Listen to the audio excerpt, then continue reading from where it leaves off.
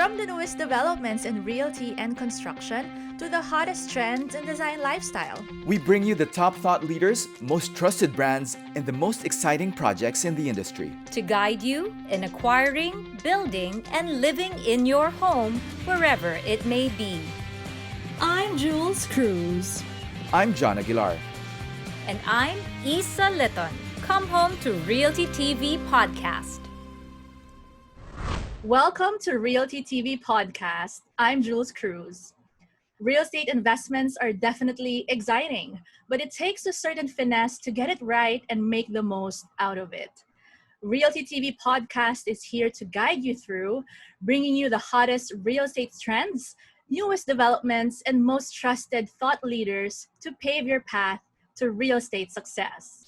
This is a spin-off show of Philippine Realty TV, the first real estate and construction TV show in the country, airing since 2008 and now on its 18th season. Philippine Realty TV is the top-of-mind television medium for anything related to the real estate and construction industries. Now, we welcome you to its new podcast form. Realty TV Podcast will present more in-depth discussions and features on everything real estate. Realty TV is available everywhere you listen to your podcast and also has video versions on YouTube and Facebook.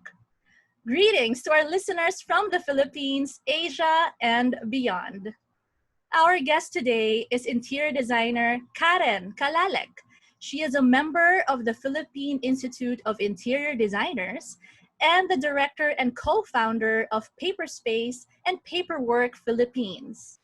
Paperspace is a collective of like-minded professionals who are committed to bringing purpose to space, driving strategy and workplace design innovation to optimize their clients' space value.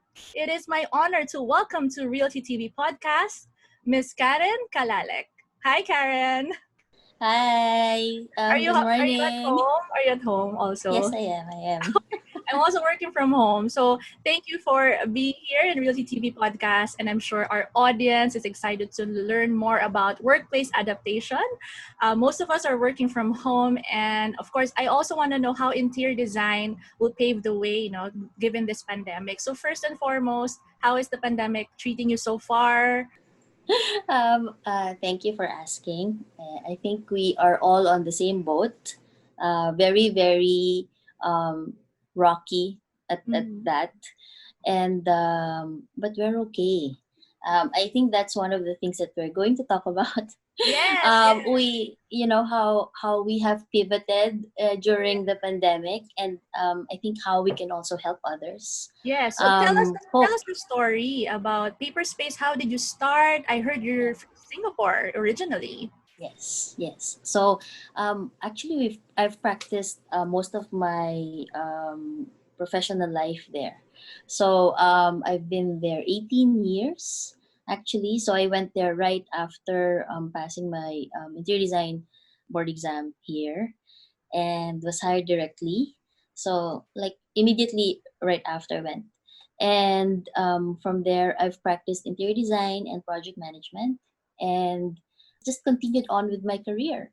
So even if it's interior design, I've practiced a lot of other aspects of it, right? So it includes artwork consultancy, it includes show flat decoration and things like that. So residential, commercial, but most of the 18 years is actually project management for workplace, for corporate interiors. So I've brought that back. I've been back in the Philippines for just over 7 years, Mhm. and 3.5 years of that is actually Paperspace. So we've incorporated Paperspace and Paperwork in August of 2017. So we're still considered a startup, a very young company, but in terms of experience, most of us, the core team of Paperspace, we all have over almost 30 years experience. So it's a huge deal for us to come back and start, sharing what we know and basically start over again in the Philippines is very, very different. I can't say it's easy, Mm. especially now. So just imagine coming back and just when we were getting our footing, just when we were getting the into the groove, right? The pandemic hit. So, if not for the business model that we have, we won't be able to last. We won't be able to survive it. So, I'd like to share more of that Yes, actually, with nga, you. very very timely. I was gonna Yeah, mention that you started incorporating in 2017, and then shortly after the pandemic hit, and everybody's forced to to stay at home, work from yeah, home, right? To avoid the exposure, and you're still starting it palang, right? yeah. So you're like, how are you gonna adapt? So tell us more about that. What's the thought process? How are you still preparing for the pandemic, and how are you gonna service clients given this situation we're all in? Yep. So just to give you a bit of background for Paperspace, we are actually not your typical interior design or architectural firm. We are actually a platform. Mm-hmm. And Paperspace has collective members. That's what we call our partners. So these collective members may be individuals who are, experts at what they do. So we cover a whole lot of range of design expertise. So all over the region again, right? So we're all from, whether they're from Bangkok, Singapore, or here in the Philippines, our collective members are comprised of either individuals or a small group of company. And I think our biggest team would be over 25 designers. But because of the pandemic, yeah, they're one of those that are, hit by it, and therefore they have to let go of some of the designers. So, but we're here though. So, what we do is on a per project basis, when our clients come to us, right, they look at the expertise of Paperspace and the leads. So, our main difference from other design firms is that every project that we do, the clients will have an A team. So that means we are the ones you meet, we are the ones who prepared for the project. You will see us all throughout until the end of the project. So it's not very typical for a huge design firm or global design firms that, most probably their creative director will come in first a couple of meetings or such, but then they also have to take care of other projects, close the projects, and then junior designers would then come in and then finish the project from there. So I think that's the main difference. So they have all these different departments to take care of the different, parts of the project. So for us, we make sure that there's one single point of contact so that the project will go smoothly. The transfer of information, the hand holding for the client is there. So during the pandemic, there's not much of a difference, right? We are badly affected by it. But then because we are regional, that's where the projects from Singapore, from Bangkok come into us, and then we support them. The way we sort of like we have our internal specializations. So like in Singapore, they have workplace strategy as their main core competency, while in Bangkok we have concept design. They're very very strong at design, while here in the Philippines our core competency, which we export sort of our skills, would be the back end. So we have our architect Joel is my partner here, and then he actually leads the regional team for the construction, so the design development until construction documentation. So it means without those, right, the concept will not be executed properly. So we're very very good at that. So we do from CAD to Revit, even 3D. We also help with 3D. So those three components, actually, when you put them together, and during this time, right?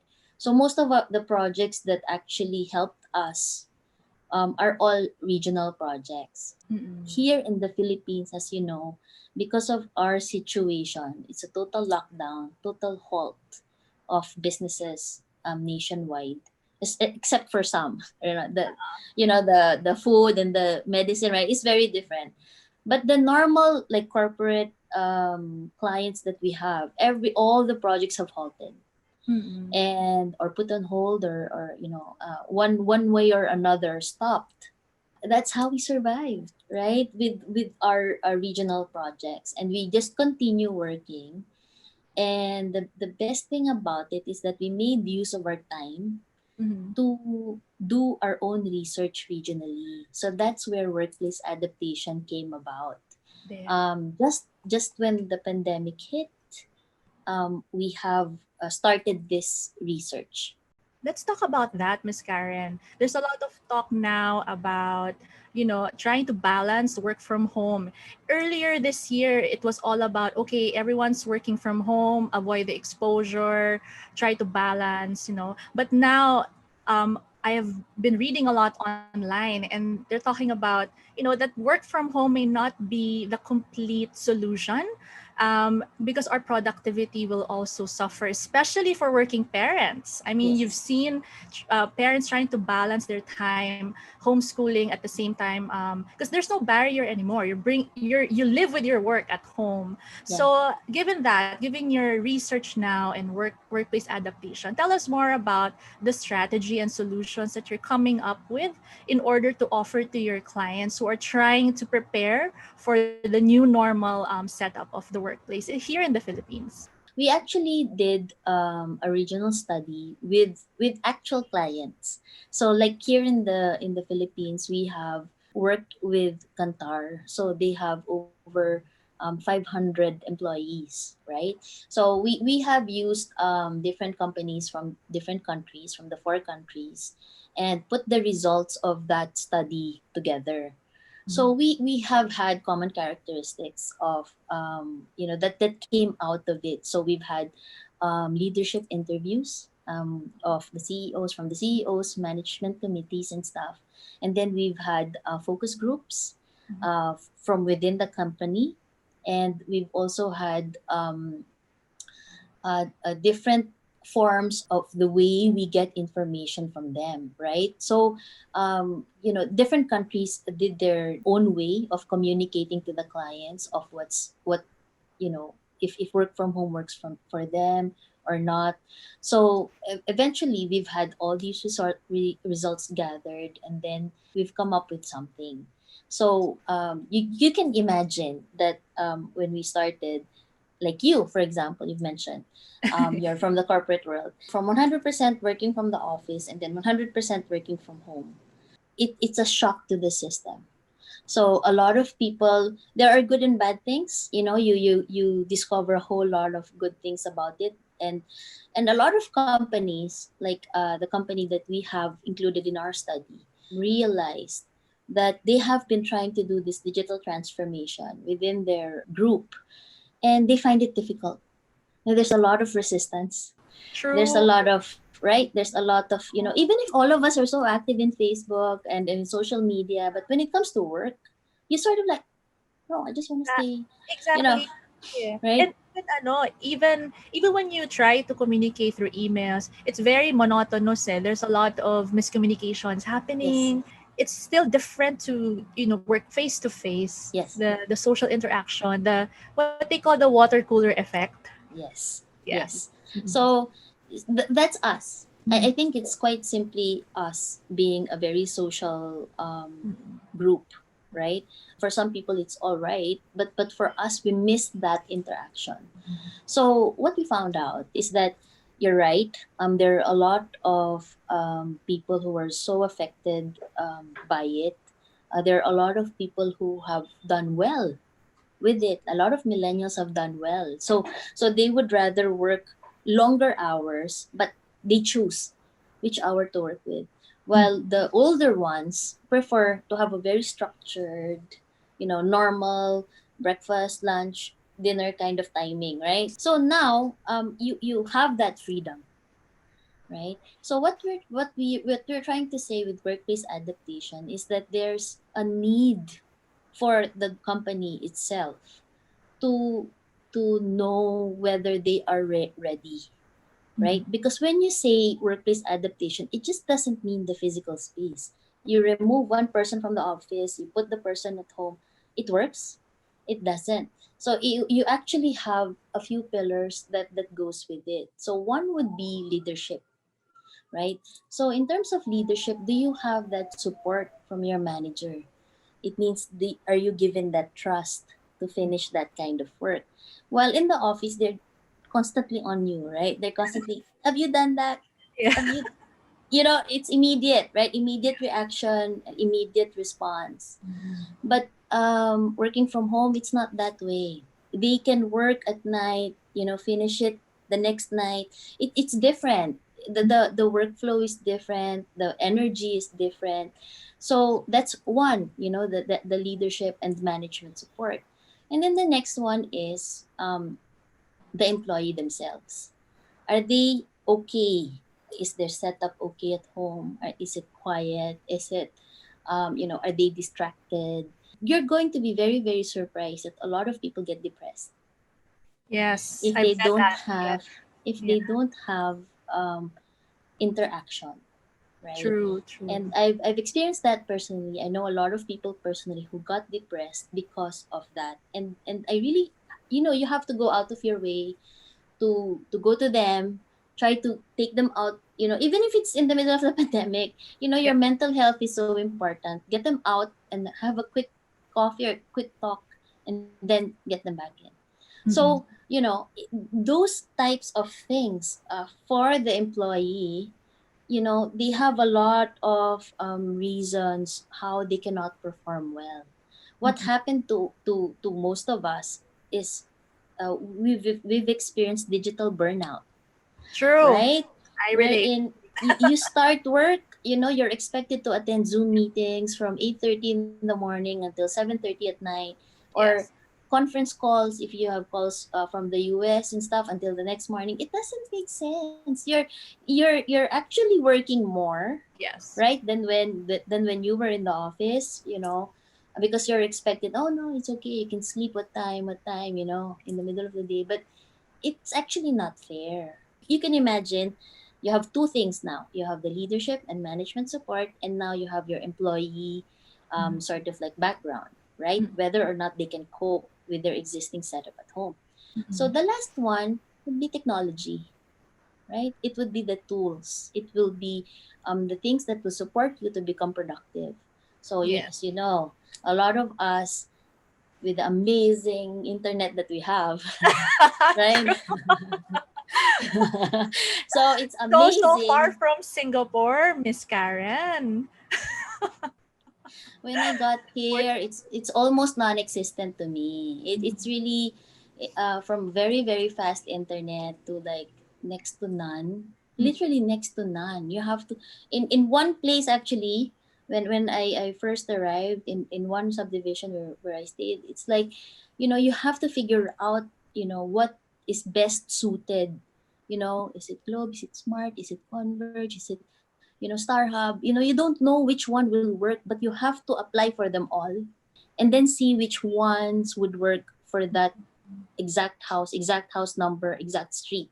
Can you imagine that? That's how poor our infrastructure was. So that was like 7 years ago. So now I'm not so sure how it is, but we still experience that. Improving. I think it's improving. Yeah, Um, yeah, but not to mention, Miss Karen, also the sharing of bandwidth, right?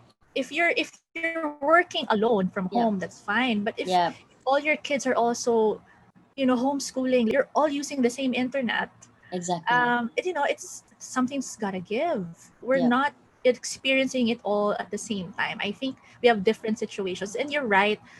Companies should consider the different situations of employees. What we're here for is that we drive a strategy to be able to help the organization get to that Okay. sweet spot, right?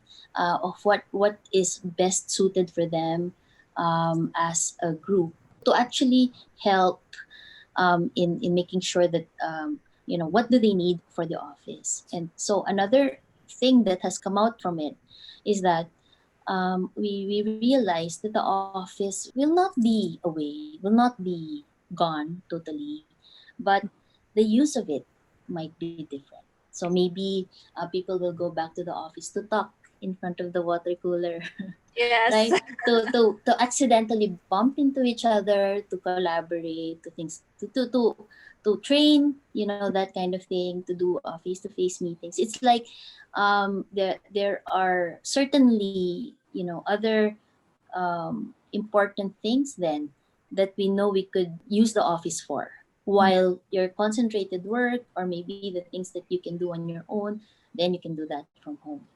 So right now, I think to cap this sort of like conversation off is that where right smack in the middle of it, right? Mm-mm. You have the 100% office on the left side, then on the right side you have 100% home. So what would be the perfect middle, right? So we don't have a proper name for it yet, but internally we're playing around. So but on top of mind, it will come up as a hybrid, Mm-mm. right? It may be part office and part home. Mm-mm. Is it a 50-50 kind of thing? Or is this where we as paperwork come in, Mm-mm. or as Dragon's Nest come in, right? So paperwork is in San Juan. It's Mm-mm. actually located in the heart of a residential area. Mm-mm. And during the pandemic, most of our clients, right, they are working from home and they're sick of it. They don't have internet. They have blackouts. Well, we do also, but then we close. So, but Yeah. then And you have like then chickens in the background, diba? dogs, Dogs. so they come in. I mean, our place is also not perfect. You have to admit that. But it's a conducive space, and then they have at least faster internet, and then um they can see us, who are also working, just have a chat and things like that. But at the end of the day, you have a respite, from your enclosed home, work from home kind of setup. So that's how we feel co-working spaces would serve actually. Its primary purpose is to it's really to house all our collective members. It's to support people like me, who came from abroad, for example, who are coming back, or not even just came from abroad, like you, for example. One of these days, you will quit your corporate job,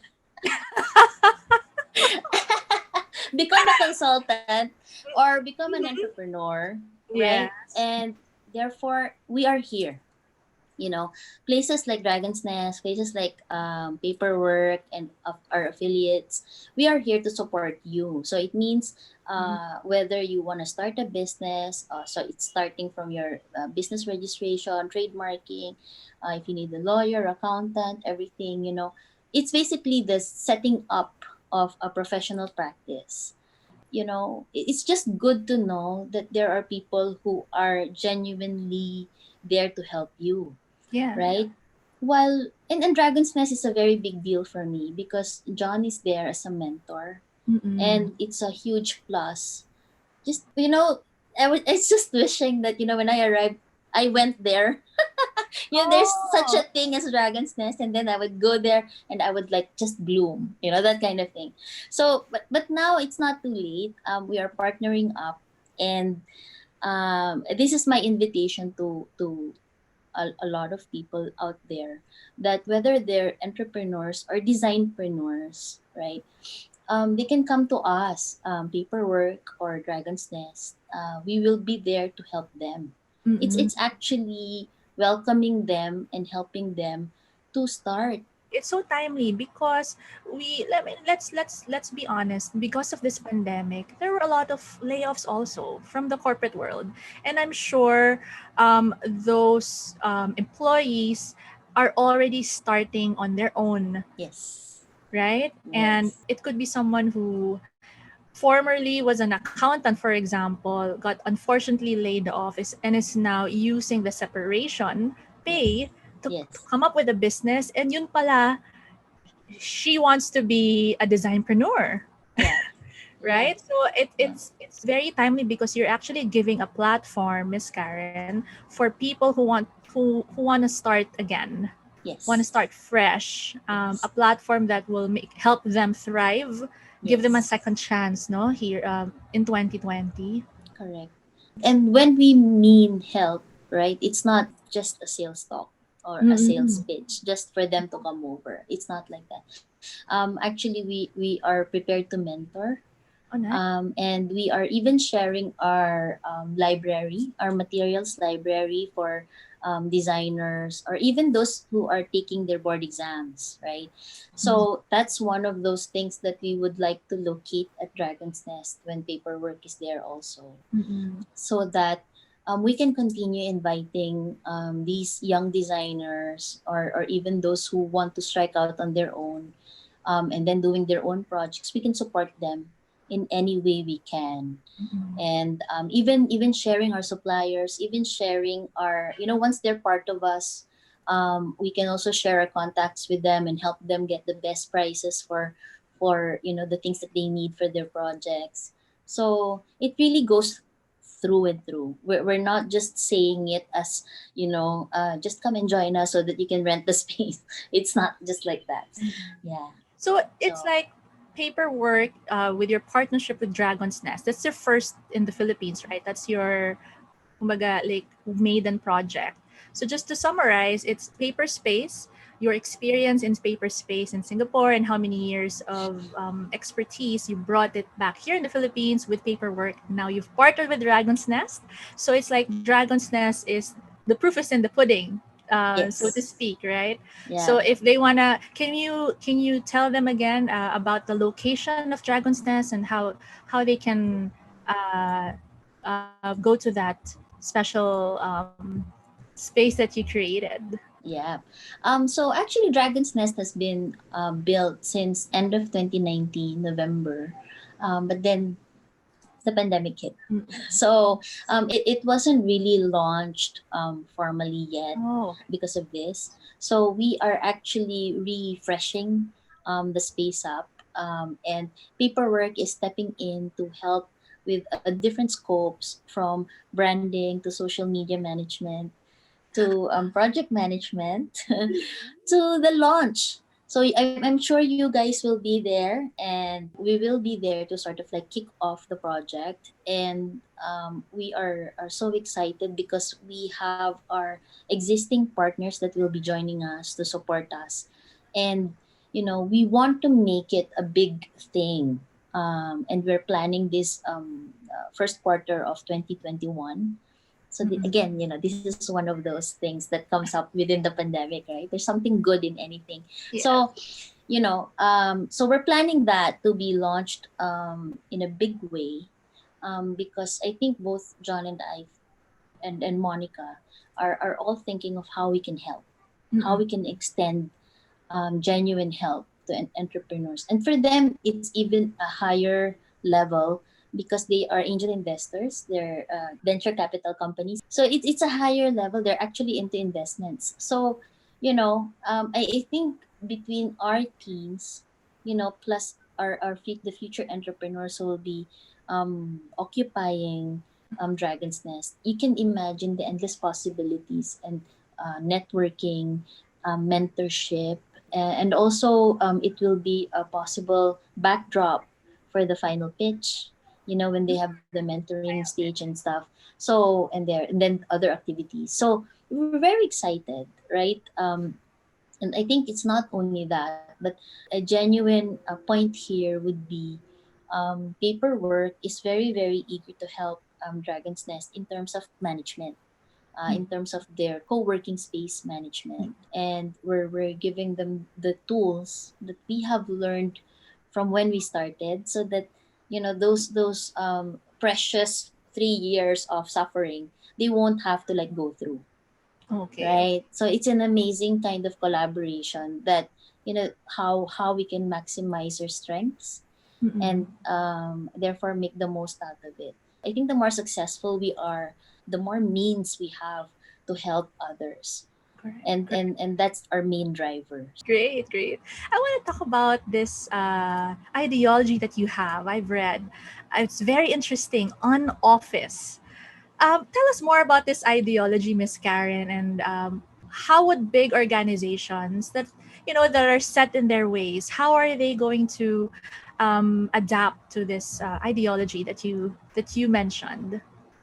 Again, there's no simple answer, and it could get really, really technical. But unofficing actually requires a group or a company that you can actually get away from the norm. Mm-mm. So, office is office. You know what an office means. So, unofficing means you could still be productive. You could still do what you do best, do what you love, without the boundaries, right? So Mm-mm. this is where we are right now. We are all forced to unoffice, right? But the question is, are we productive? Mm-mm. Are we happy? Can we take it? Can we do this in the long term, right? Or are we just hanging on until the pandemic is resolved? But unofficing for us is a strategy wherein, if your organization fits the bill, like I've said, you have the support of the management, the individual is well equipped, to be working from anywhere. In other words, they will be agile, right? And they have the tools in terms of technology, in terms of the hardware, you know. Then yes, right? Anybody can an office, but you have to be equipped. That's the biggest thing. And within a corporate structure, it's the culture that drives it, right? It's the trust of the organization to their employees that they can do the job anywhere they choose. Yeah, it's so interesting because a lot of people think that interior design and strategizing about your space is about mostly about homes, no? Houses, condos, but I've never seen nor heard of, well, in my seat right now, I've never heard of someone like your company talagang you really focus on workplaces and it's very timely. So I'm sure a lot of our listeners are wondering, how do you think your company can help them if they're listening right now and trying to figure out, I love what Miss Karen talked about and I want the same ideology for my business. How can you help them? And what kind of learnings do you want to impart to young interior designers who may be looking up to you right now, Miss Karen? I think first, for those who are looking for workplace professionals, it would be good to approach us so that we can have a chat with them. I think that's the first step. We need to understand their needs. We need to understand their vision, and then we can work towards their strategy. So if the company doesn't really know where they're going, it's a few steps ahead of us, right? Or behind us that they need to work on first, and then they let us know. And if not, let's say they're not 100%, we do have that. It's called a different scope within the design stage. It's called a pre-design stage, wherein it's really a workplace strategy, right? That we help the clients discover where their organization is going, what do the leaders think, or what are their visions, what does the employees sort of like feel, and what are their sentiments, that kind of thing. So I think having these different views from within an organization will help shape the decision making process in terms of the organization's direction for the future, right? So it would take really, really good leaders who will do this step, because especially during, or or right in the middle, or even after the pandemic, right? Sometimes it's very hard to be thinking about things when you are in the middle of it. Sometimes a lot of us would need an external party to look into what we're doing and then help us lead them in very, very structured processes to come up with that end result. Mm-mm. And to be honest, we're doing the same for us at this moment. We That's have good. our business. I mean, I have to be transparent. We have our bi-weekly meetings with our Singapore consultant. Mhm. He's a business consultant, and we need him to sort of like help us drive to that planning for 2021 Mm-mm. until 2025. So we don't really want to just sit here, oh, we've already finished our research, we know we're happy with this. It's not like that. I think there's more to it on how we need to position ourselves. Mm-mm. And we need to, we can't keep on helping people, or we can't keep on um, adding value to our clients if we stay put, right? Correct, correct. You For have to all of evolve. us, You have to we evolve. have to evolve. Yeah, you're right, and we have to keep on learning. Yes, yes. So within ourselves, within the researches that we keep on doing, we are, within this exercise right now, we're being forced to like research Yeah. in all our markets and stuff like that. You know how difficult it is. Again, we're not business people, right? We're designers. So we're being forced to like do things that we're not very used to, but we have to. So it's a very good exercise, and I think once we're ready, and once I mean, we have a lot of things to share. We have a lot of expertise to share with those who are interested. But then we don't stop there. I think that's the main thing. I have one more question because I'm really curious about this. I know we're jumping from one to the Yeah, next yeah, it's because okay. this is a free flowing thing.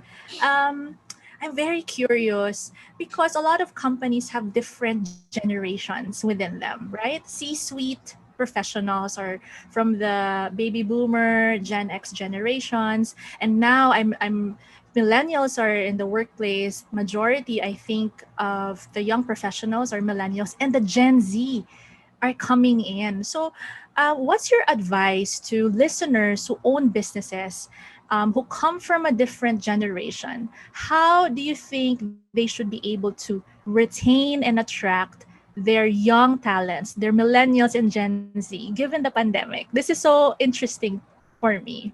Very good question. So the way I see it is that you deal with different people, right? In the way that they are most receptive. Mm. So if you know that, um, for example, this older person doesn't really um, jive very well with Twitter,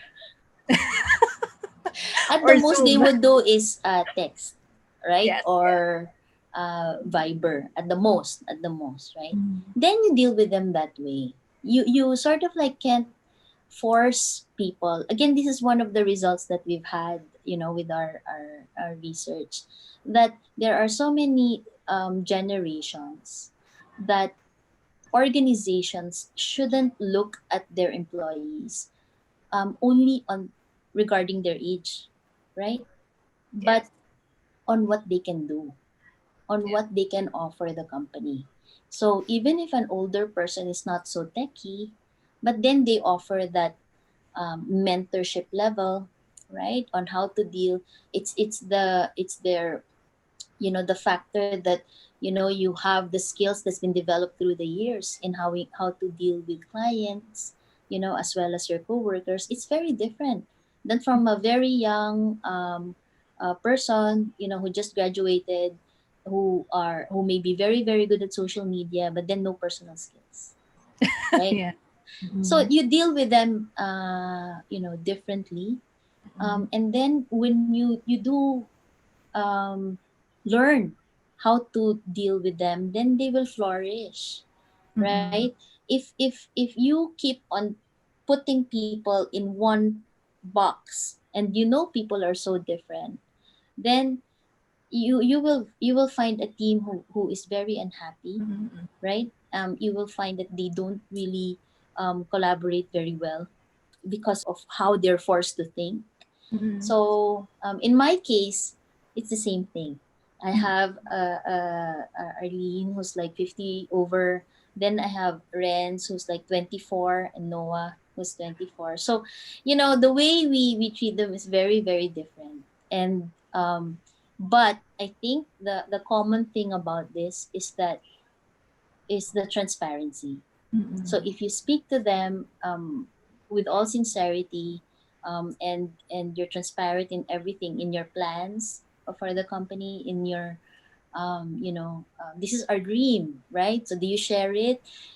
That's the only thing that we're asking our staff for. It's the passion.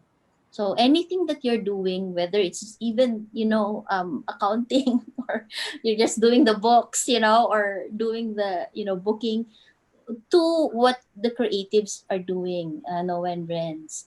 I keep on telling them, if you stop loving what you're doing, then stop, and then find that passion, because money will follow you, right? If you're doing something so passionately and so lovingly, your boss will see it, your colleagues will see it, and most of all, your clients will see it, right? And that's my advice to everyone, and especially designers, young designers, and find people like us who are willing to help you, because if you keep on talking to all older people, they will have a different type of wisdom that they can share, Mhm. right? Even if your parents, talk to your parents, the type of things that they will share with you, their experiences will keep you well rounded and grounded, Mhm. right? You don't get confused with all the social media. I really don't subscribe to that. But I like all those uplifting videos. I'm a sucker for that. But use that. Use the positive things, positive aspects of everyone around you, of your environment, so that you can continue improving yourself. And I love that because you're using that ideology, that philosophy. I'm sure you're taking all those learnings and how you plan and design a space for your clients, right? So to me, it sounds like you really take a holistic approach Yes. in how you plan for your clients. And I think our listeners should remember that.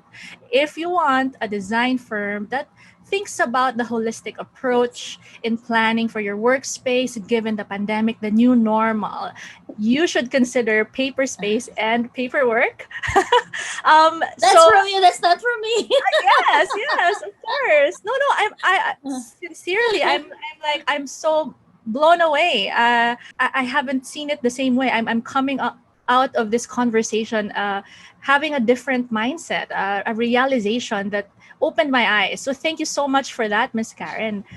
Any message for our listeners, for our viewers?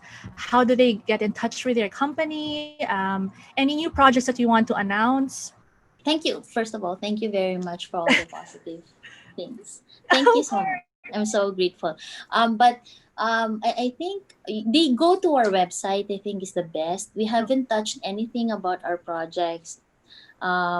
Like in our very in the very short span of 3 years here in the Philippines, we have actually finished two Google projects, and they are the biggest BPOs in Asia. Wow. So, and they can go over to our website to have a look at some of the photos that we have there.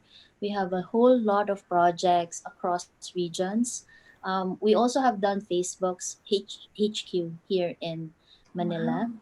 Yep. And also across the region. So we have done in Mumbai, and in Malaysia. Actually, to be honest, we don't have local projects here in the Philippines. We only have multinational tayo. I'm sure after this conversation, Miss Karen, your phone will ring. I know. I hope so. And thank you for that. I take it as a very, very positive affirmation, and I'm looking forward to that. Yeah, Thank yeah. you. And so, yeah, to the listeners, you've heard it from Miss Karen. Visit their website. What's the URL, Miss Karen? It's paperspace.asia. Is there a social media page that they can visit? Yes, we are on Facebook, Paperspace Philippines, Paperspace Thailand, Paperspace Asia.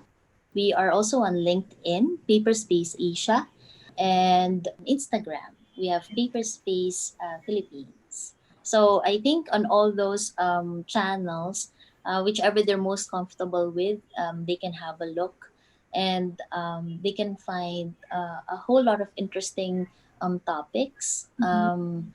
And visually, of course, it's stunning because it's a creation of our collective members, our designers from all over the region, and you'll see how talented they are, and you'll see how, how diverse, right, the designs may be within the region. So just a quick one, just to give you a background of like how we did Facebook, for example. So Facebook, as you know, is from the US, and they have this playbook, right? A design playbook that we need to follow, and needs to be duplicated in all countries. So that's what we did. They have international consultants. Our concept is actually from Bangkok, and then the contact, right? Our main point of contact is from Singapore because their HQ is in Singapore.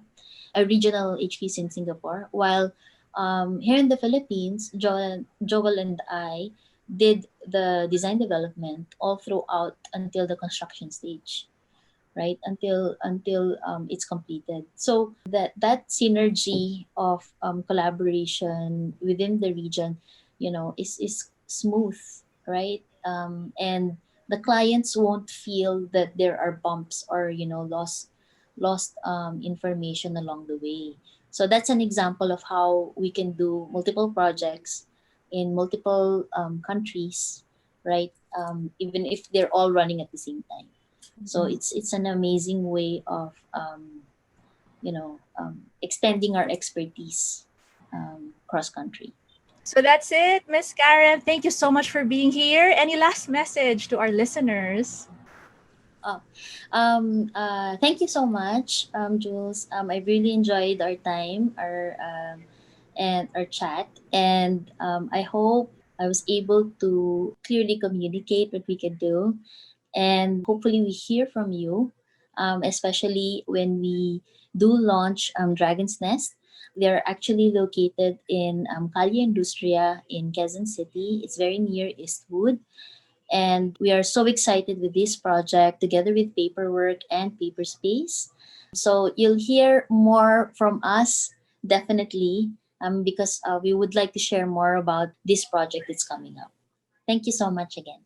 All right. Thank you so much, Miss Karen Calalec, for being here with us, for sharing your wisdom, your expertise, and for being an inspiration, I'm sure, to many young interior designers out there.